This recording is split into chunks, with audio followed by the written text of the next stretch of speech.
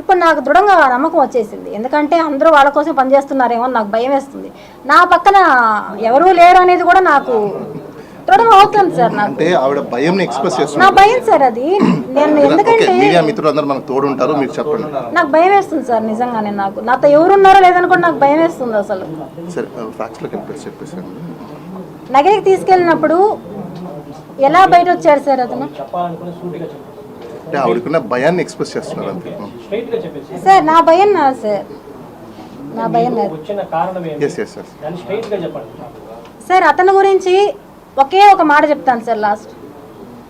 నగిరి నుంచి అతను మరుసటి రోజు బయట రావడానికి గల కారణం, ఏకైక కారణం, అతని భార్య రేణుక ఎవరైతే ఉన్నారో ఒక మహిళకు ఫోన్ చేసి నీకు సంబంధించినవి ఇందులో ఉన్నాయి ఆ ఫోన్స్లో, ఇప్పుడు కానీ కిరణ్ బయట రాకపోతే అవన్నీ వాళ్ళకి వెళ్తాయి, నువ్వు ఎవరైతే ఇప్పుడు అరెస్ట్ చేయించారో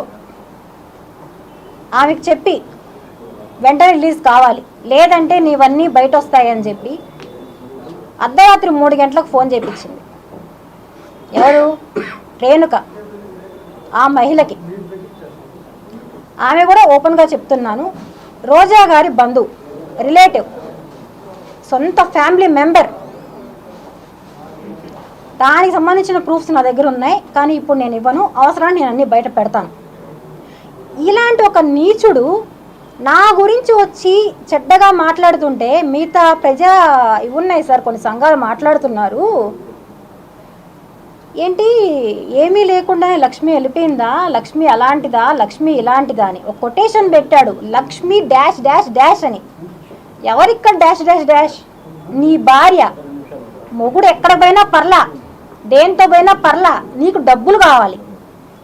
భార్య సపోర్ట్ లేకుండా ఏ మొగుడైనా ఇంతమంది ఆడవాళ్ళని మ్యానిపులేట్ చేసి ఇంటికి తీసుకొచ్చి బెడ్రూమ్లో తీసుకెళ్తాడా?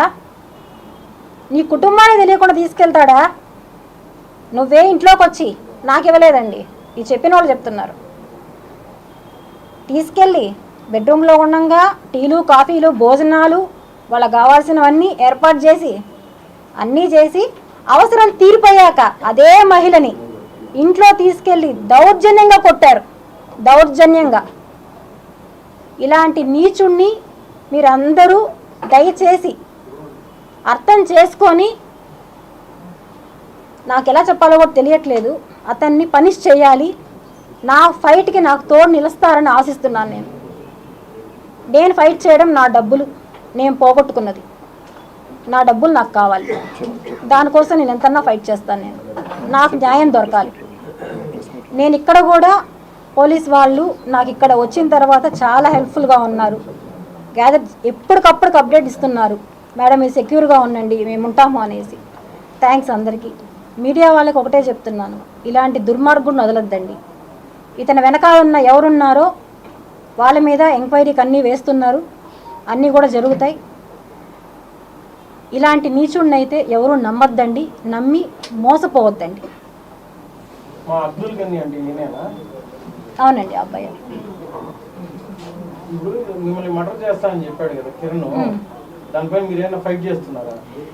కంప్లైంట్ ఇచ్చాను.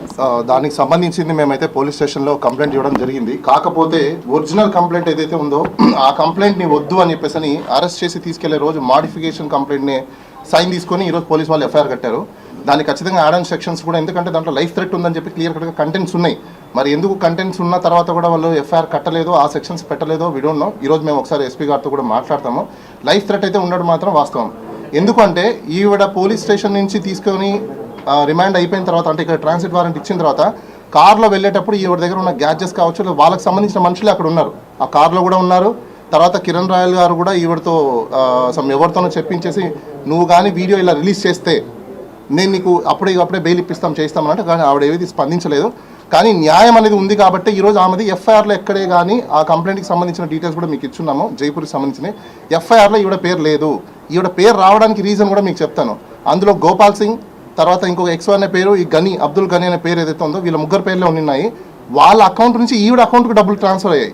వీళ్ళ పేరు ఈవిడ పేరు పెట్టడానికి రీజను ఈ గని అనే అకౌంట్ నుంచో లేకపోతే XYZ ఈయన చుట్టుపక్కల ఉన్న అకౌంట్ నుంచి ఎవరైతే బాధితుల అకౌంట్ నుంచి డబ్బులు వెళ్ళాయో ఆ డబ్బులు థర్డ్ పర్సన్కి వచ్చాయి కాబట్టి ఈ నేమ్ యాడ్ చేయడం జరిగింది. ఇది మేము మెజిస్ట్రేట్ దగ్గర క్లియర్ కట్గా చెప్పిన తర్వాత ఫైల్ మొత్తం మెజిస్ట్రేట్ చూసిన తర్వాత అక్కడ ఆమె అన్ని అబ్జర్వ్ చేశాక రూల్స్ని ఎక్కడ రూల్ ఆఫ్ లాని పాటించలేదు తీసుకురావడంలో కానీ లేకపోతే ఈమె పేరు చేర్చడంలో కానీ ఏ దాంట్లో కూడా పాటించలేదు అని చెప్పేసి క్లియర్ కట్గా అక్కడ అర్థమైన తర్వాతనే అక్కడ కంప్లైనెంట్ ఎవరైతే కంప్లైనెంట్ ఇచ్చారో